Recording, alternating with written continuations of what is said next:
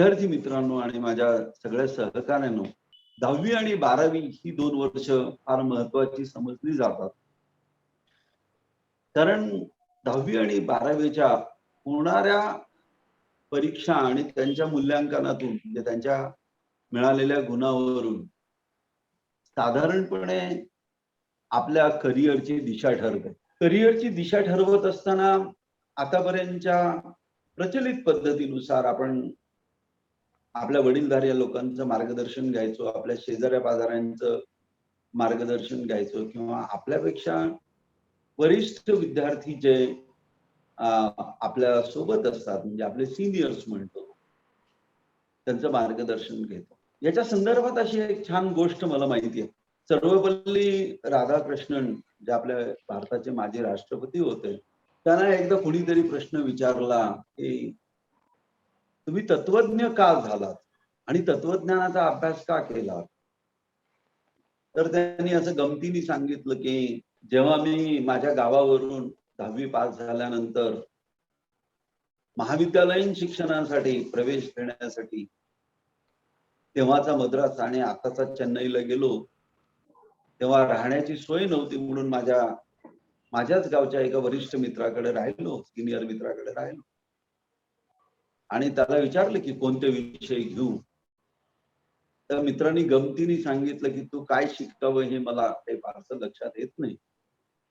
पण एक गोष्ट नक्की सांगतो, की जर तू तत्वज्ञान विषय शिकायचं ठरवलंस, तर माझ्याकडे असलेली तत्वज्ञानाची सगळी पुस्तकं मी तुला देतो." आणि म्हणून त्यांनी तत्वज्ञान विषयाची निवड केली. आणि ते आपल्या भारताचे राष्ट्रपती होते. तर त्याही पेक्षा आधी आणि त्याही पेक्षा जास्त महत्त्वाचं, ते अनेक आंतरराष्ट्रीय विद्यापीठामध्ये तत्वज्ञानाचे प्रोफेसर म्हणून होते, व्हिजिटिंग प्रोफेसर म्हणून. तर विद्यार्थ्यांचा करिअर निवडताना विद्यार्थ्यांचा कल, त्यांची मानसिकता, क्षमता आणि मार्गदर्शन या सगळ्या गोष्टींचा एकत्र ताळमेळ होऊन त्यांच्या पुढल्या शिक्षणाची दिशा ठरवण्याचं काम या कालावधीमध्ये होतं. आज 15 ऑगस्ट आहे आणि मागे या विद्यार्थ्यांचं थोडंसं दुर्दैव असं आहे, की 10वीचं सगळं वर्ष त्यांना शाळांमध्ये जाता आलं नाही, वर्गामध्ये शिकता आलं नाही, ऑनलाईन शिकावं लागलं. त्यांच्या परीक्षा पण अशा शाळांमध्ये जाऊन झाल्या नाही. त्याच्यामुळे इंटरॅक्शन कुणाबरोबर करण्याला त्यांना फारशी संधी मिळाली नाही. पण एखादी गोष्टीची उणीव निर्माण झाली, की लगेच त्याच्या समोर एक पर्याय म्हणून नवी संधी उपलब्ध होते. सुधाकरराव कुलकर्णी स्मृती प्रतिष्ठानचे सचिव आणि माझे मित्र डॉक्टर संतोष कुलकर्णी यांचं आणि माझं आमच्या बोलण्यातून एक विषय असा आला, की विद्यार्थ्यांना येणाऱ्या अडचणीतून मार्ग काढण्यासाठी योग्य पद्धतीने मार्गदर्शन कसं करता येईल आणि त्या त्या कल्पनेतून आजच्या कार्यक्रमाचं आयोजन करण्यात आलेलं आहे. आणि याच्यातून एक साधारणपणे आपल्या मनामध्ये जो गोंधळ चाललेला असतो, की नेमकं कोणत्या शाखेला प्रवेश घ्यायचा? मग विज्ञान शाखेला प्रवेश घ्यायचा झाला तर कोणत्या विषयाची निवड करायची? वाणिज्य शाखेला प्रवेश घ्यायचा तर मग आपण भीत-भीत विचार करतो वाणिज्य शाखेला प्रवेश घेतो तर पुढे वाणिज्य म्हणजे 11वी-12वी कॉमर्स करून पुढे काय करता येऊ शकेल? मग कला शाखा का निवडायची? कला शाखेमध्ये तर विषय अनेक असतात. मग त्यातल्या विषयांची निवड कशी करायची? का करायची? आणि मग आपली आवड काय? त्याच्यानंतर महाविद्यालयाची निवड करता येईल. शाखेची निवड करता येईल. शुद्ध हेतू एवढाच आहे, की तुमच्या मनामध्ये जे ढवळलेलं वातावरण आहे, की आता काय? काय करू? कसं करू? काय केलं तर काय होणार आहे?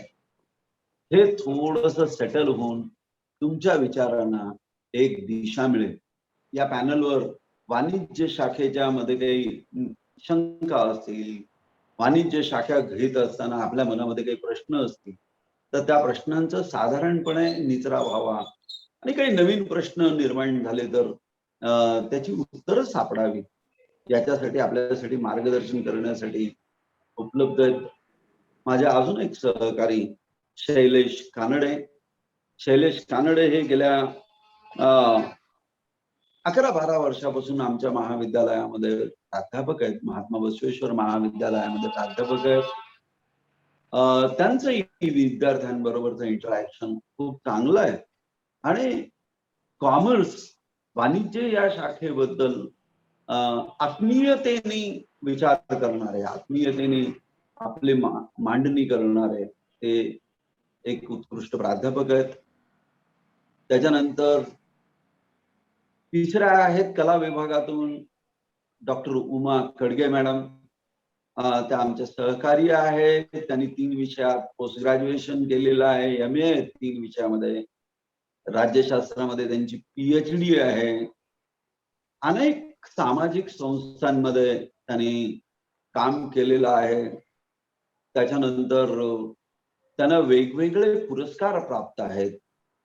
विद्यार्थ्याप्रती कायम आपुलकी ठेवणारे मातृतुल्य विद्यार्थ्यांसाठी मातृतुल्य असं ते व्यक्तिमत्व आहे आणि यासोबतच त्या अतिशय यशस्वी अशा पालक आहेत. त्यांची तिन्ही मुलं उच्च शिक्षित आहेत. त्यानंतर त्या योग शिक्षिका पण आहेत. आमच्या पॅनलवरली ही तिन्ही शिक्षक ही कशी आहेत ऍक्टिव्ह आहेत. त्यांनी महाविद्यालयीन पातळीवर सर्व प्रकारच्या कामामध्ये सहभाग घेतलेला आहे. म्हणजे ते प्रवेश प्रक्रिया असो, प्रवेश प्रक्रियेमध्ये येणाऱ्या प्रत्येक मुलाबरोबर येणाऱ्या मुलांच्या अडचणी समजून घेणं, त्यांना योग्य मार्गदर्शन करणं, त्यानंतर वर्षभराचं आपलं काम नियमित करून म्हणजे 12वीच्या परीक्षांच्या मूल्यमापनाचे काम म्हणजे जे गुणदानाचं काम, मूल्यमापनाचं काम बोर्डाकडून केलं जातं. त्याच्यामध्ये ते तिघच्या तिघ चीफ मॉडरेटर पर्यंत काम केलेलं आहे. ते बोर्डाचे चीफ मॉडरेटर आहेत. असं एक साधारणपणे तुम्हाला उपयुक्त असणार आहे, विद्यार्थी मित्रांना उपयुक्त असणार आहे हे पॅनल असणार आहे. या पॅनल मधून आपल्याला अनेक गोष्टींचं मार्गदर्शन होणार आहे. यानंतर मी कानडे सरांना अशी विनंती करतो की वाणिज्य शाखेच्या मार्गदर्शनाला त्यांनी सुरुवात करा. स्वातंत्र्य दिनाच्या शुभेच्छा. मी या ठिकाणी वाणिज्य शाखेतील संधी काय आहेत याबद्दल माहिती सांगणार आहे. सर्वप्रथम 10वी उत्तीर्ण विद्यार्थ्यांचे व त्यांच्या पालकांचे या ठिकाणी मी मनपूर्वक अभिनंदन करू इच्छितो. या ठिकाणी सुधाकरराव कुलकर्णी स्मृती प्रतिष्ठान आयोजित हे जी 11वी प्रवेश मार्गदर्शन ऑनलाईन हे प्लॅटफॉर्म जे उपलब्ध करून दिलेलं आहे ते खरंच खूप कौतुकास्पद आहे. कारण आणखीनही बऱ्याच मुलांच्या मनामध्ये, पालकांच्या मनामध्ये असा संभ्रम आहे की नेमकं पुढे काय होणार आहे, ऍडमिशन कुठल्या शाखेला घ्यायचं याबद्दल अनेक विद्यार्थी आणि पालकांच्या मनामध्ये हा जो गोंधळ निर्माण झालेला आहे तो दूर करण्यासाठी माझे सहकारी प्राध्यापक वाणी सर यांनी सविस्तर असं मार्गदर्शन विज्ञान शाखेबद्दल केलेलं आहे. की वाणिज्य शाखेबद्दल बोलायचं झालं तर त्याच्यामध्ये काय संधी आहे. कुठल्याही शाखेमध्ये प्रवेश घेत असताना शाखा कुठलीही चांगली किंवा वाईट असं नसते.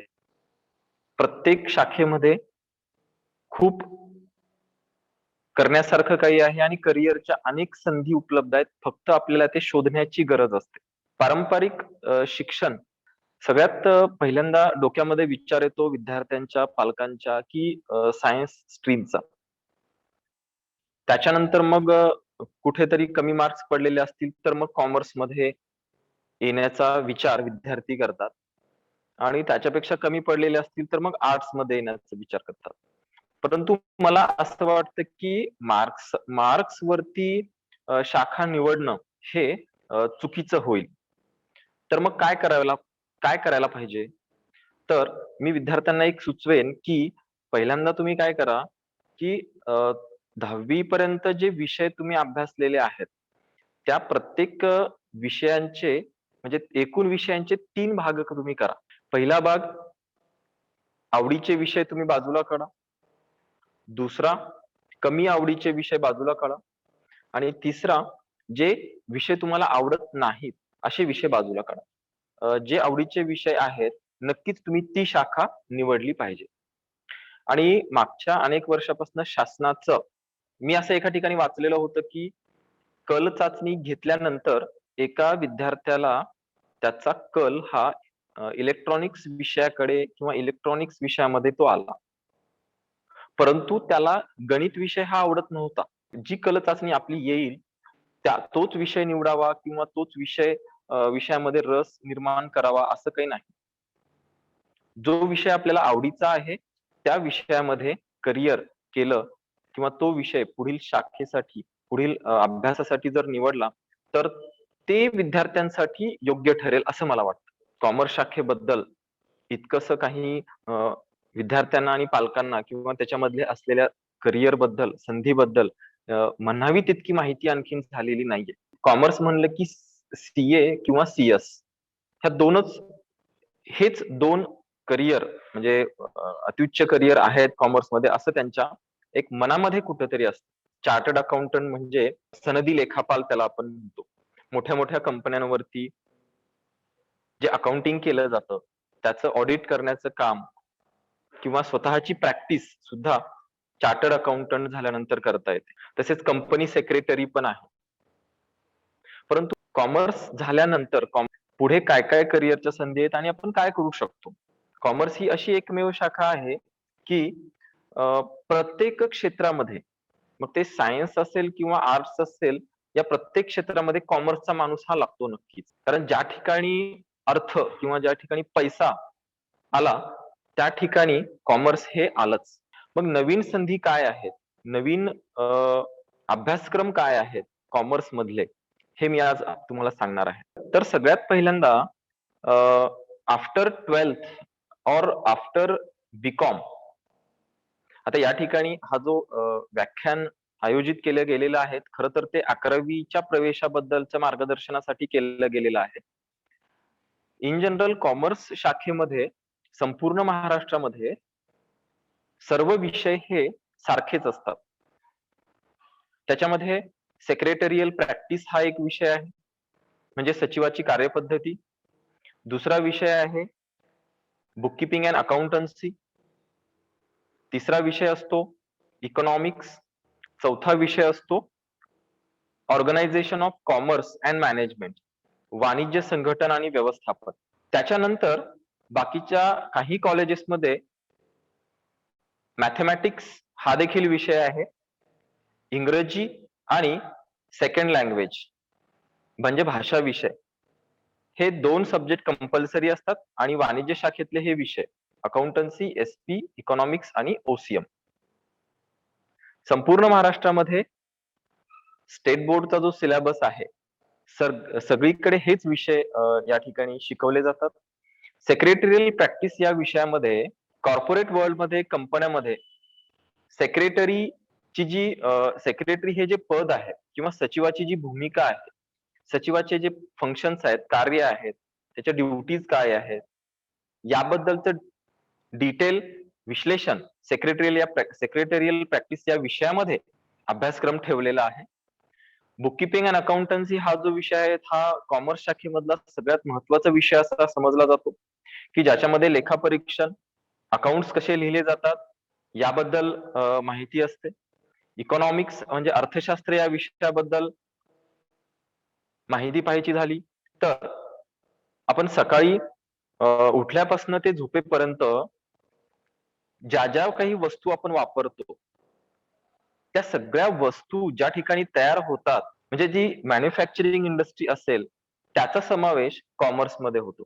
तर साधारणतः 12वीच्या नंतर हे झालं 11वीच्या प्रवेशाबद्दल किंवा 11वी आणि 12वीचे जे विषय असतात त्याच्याबद्दल.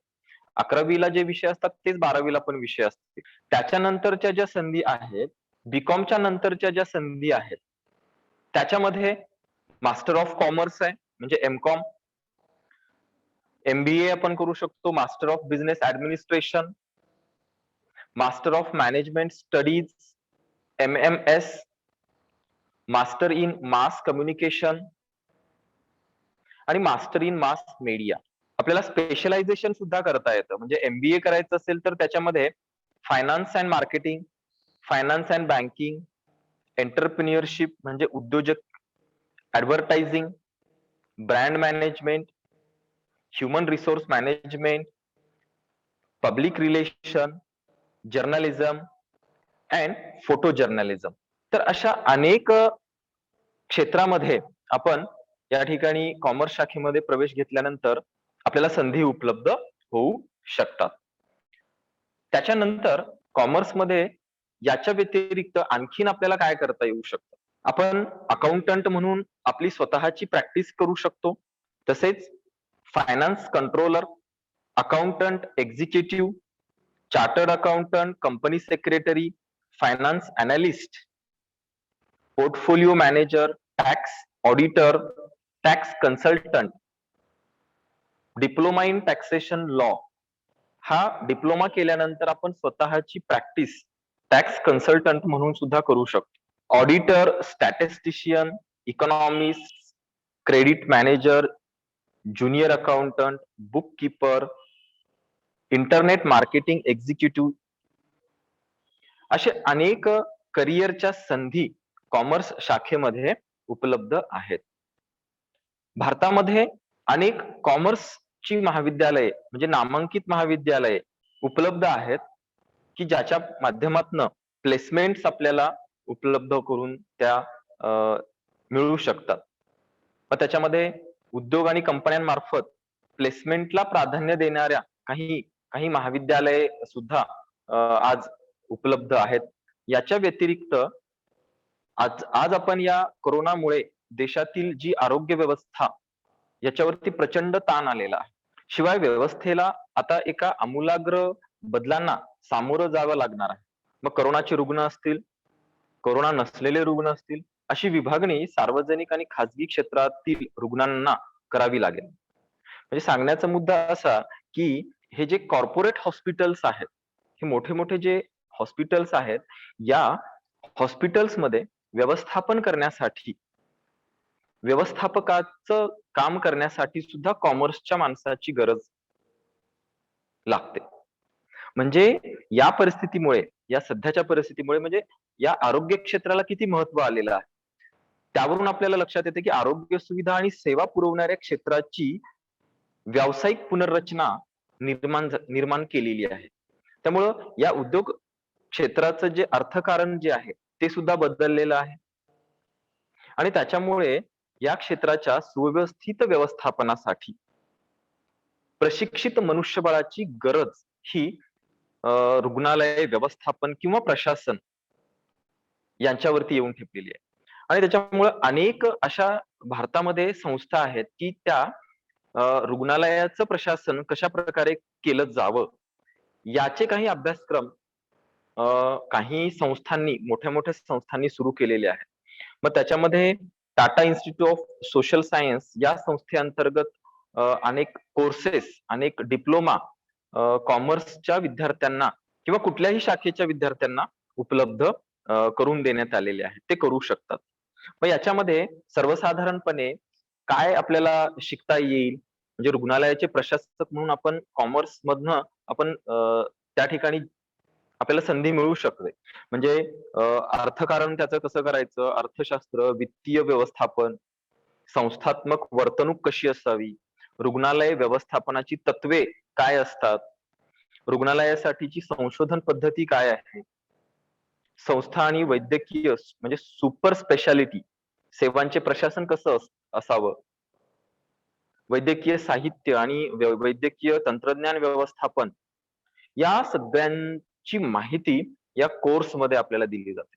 आणि या अभ्यासक्रमासाठी कला शाखेतनं पण जाऊ शकतो, वाणिज्य शाखेतनं पण जाऊ शकतो आणि विज्ञान शाखेतनं पण जाऊ शकतो. हे कोर्स केल्यानंतर उमेदवारांना म्हणजे जे काही हे कोर्स कंप्लीट केलेल्या विद्यार्थ्यांना अनेक कॉर्पोरेट क्षेत्रातील किंवा सार्वजनिक क्षेत्रातील रुग्णालयामध्ये वेगवेगळ्या विभागाचे नियंत्रण करण्यासाठी संधी उपलब्ध होऊ शकते. मग हेल्थ ऍडमिनिस्ट्रेशन असेल, health care, digital health care असेल, digital marketing of health care असेल, म्हणजे अशा अनेक क्षेत्रामध्ये आपण जाऊ शकतो. तर हा झाला एक भाग. रुग्णालयाचे प्रशासक म्हणून आपण काम करू शकतो.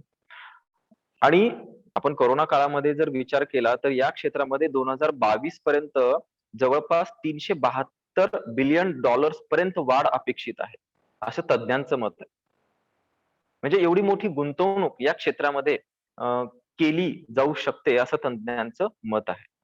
अनेक इन्स्टिट्यूट भारतामध्ये अ, हे कोर्सेस म्हणजे एमबीए सुद्धा आता रुग्णालय प्रशासनामध्ये आलेलं आहे. म्हणजे तुम्हाला एमबीए करायचं असेल तर पारंपरिक तुम्ही फक्त मार्केटिंग, फायनान्स किंवा एंटरप्रिन्युरशिप हेच करू शकत नाही. तर तुम्हाला रुग्णालयाचं व्यवस्थापक व्हायचं असेल तर त्याच्यामध्ये सुद्धा स्पेशलायझेशन म्हणजे एमबीए तुम्ही करू शकता.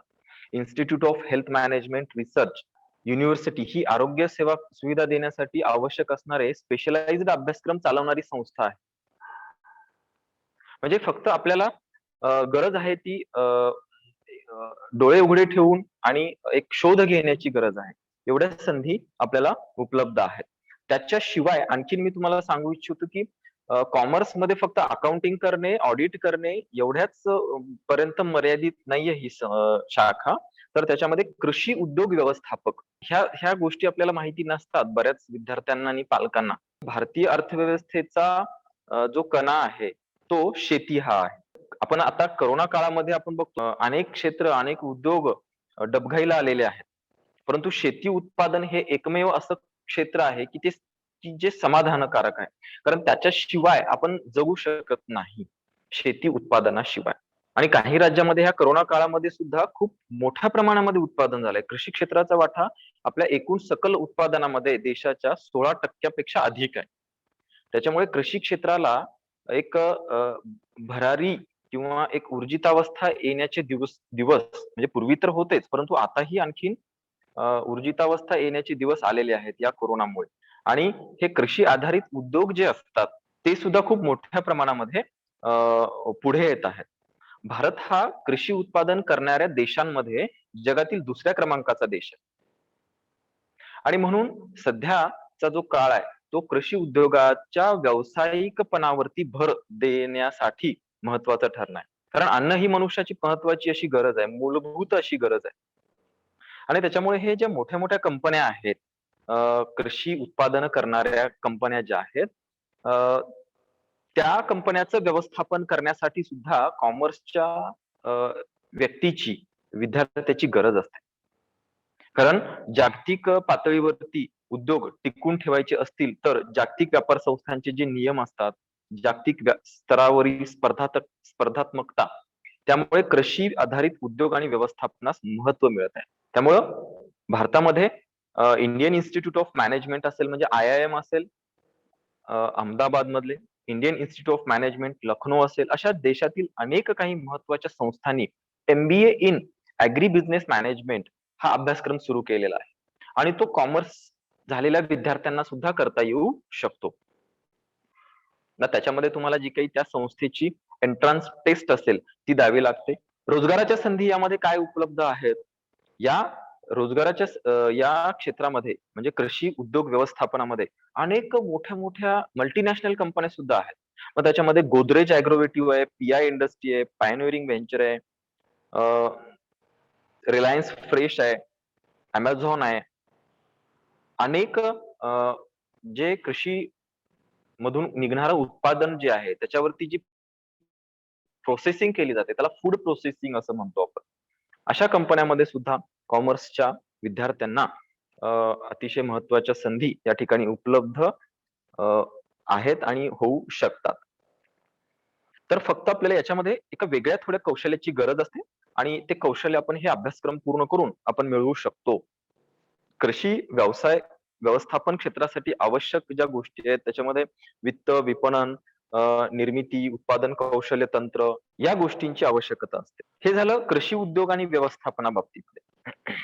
याच्यामध्ये IIM इन्स्टिट्यूट ऑफ अहमदाबाद त्यांची दरवर्षी निवड प्रक्रिया होते. तसेच Symbiosis institute of international business यांनी सुद्धा MBA कृषी व्यवस्थापनामध्ये हा अभ्यासक्रम सुरू केलेला आहे. National institute of agriculture extension management ही सुद्धा एक संस्था आहे. ह्या सगळ्या गोष्टी तुम्ही सर्च करू शकता आणि त्याच्यामध्ये संधी तुम्ही मिळवू शकता. यासोबतच मुलांनो, फायनान्स, बँकिंग याच्यामध्ये तर आहेच. परत नवीन आणखीन एक उद्योग भारतामध्ये खूप आपले पाय पसरत आहे. जसं की पादत्राणे उद्योग हा पूर्वापार चालत आलेला आहे. मग त्याच्यामध्ये या क्षेत्रात सुद्धा निर्मितीचे कौशल्य प्राप्त आपण करू शकतो. वाणिज्य शाखेतील विद्यार्थी हे कोर्सेस करू शकतात 12वी कॉमर्स झाल्यानंतर. त्याच्यामध्ये diploma in footwear design and manufacturing कुठल्याही शाखेमधील विद्यार्थी हा कोर्स करू शकतात.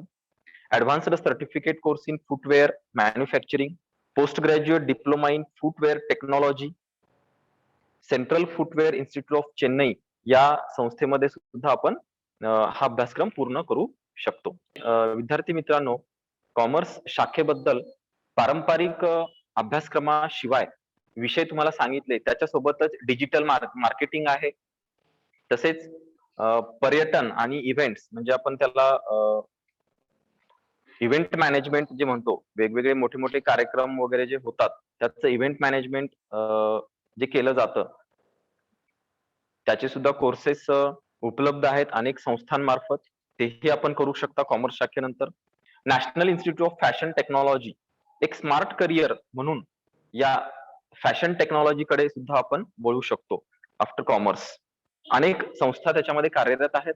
तर या आणि अशा अनेक संधी कॉमर्स शाखेतनं आपण मिळवू शकता. बँकिंग मध्ये अनेक संधी उपलब्ध आहेत, इन्शुरन्स क्षेत्रामध्ये आहेत. आपण थोडंसं सजग जर असू आणि आपण शोधलं तर आपल्याला अनेक पर्याय कॉमर्स शाखेमधनं उपलब्ध होऊ शकतात. तर अनेक गोष्टी याच्या व्यतिरिक्त अनेक अशा अपॉर्च्युनिटीज कॉमर्स शाखेतील विद्यार्थ्यांना उपलब्ध आहेत. बीकॉम असेल, एमकॉम असेल, म्युच्युअल फंड मध्ये सध्या आपण करिअर करू शकतो, शेअर मार्केटमध्ये आपण करू शकतो. तर विद्यार्थ्यांनी या सगळ्या गोष्टींचा अभ्यास करायचा आहे आणि योग्य असं करिअर आपल्या आवडीप्रमाणे, म्हणजे सुरुवातीला मी जसं सांगितलं की आपल्याला आवड कुठल्या विषयामध्ये आहे तो विषय एक निवडून ती शाखा आपण 11वीच्या प्रवेशासाठी निवडायची आहे. म्हणजे माझ्या मित्रांनी कॉमर्स शाखेला प्रवेश घेतलाय, माझ्या मित्रांनी सायन्स शाखेला प्रवेश घेतलाय किंवा आर्ट्स कडे गेलेला आहे. म्हणजे इतरांचं न पाहता स्वतः आपण काय करू शकतो, आपल्याला कुठल्या विषयामध्ये आवड आहे याचं आपण आत्मपरीक्षण करायचं आहे आणि त्यानुसार आपण आपली शाखा निवडायची आहे. धन्यवाद. थँक्यू. धन्यवाद सर. कॉमर्स मध्ये एवढं उत्कृष्ट पद्धतीचं करिअर होऊ शकतं. तर त्याच मार्गाने जाण्यापेक्षा नवीन नवीन मार्ग पालकांनी आणि विद्यार्थ्यांनी म्हणजे चोखाळले पाहिजेत. तर या जंक्चरवर आमचा एक 11वी-12वी झालेला विद्यार्थी नंतर हॉटेल मॅनेजमेंट चा कोर्स करून आज न्यूझीलंड मध्ये त्याच्या स्वतःच्या हॉटेल आहे आणि तो अगदी चांगल्या पद्धतीने तिथे सेटल झालेला आहे. तर नव्या मार्गाने जाताना थोडी साशंकता असते, पण मार्ग सुकर होऊ शकतो आणि तुमचं करिअर चांगलं होऊ शकतं. धन्यवाद कानडे सर. एक नवी दृष्टी दिली तुम्ही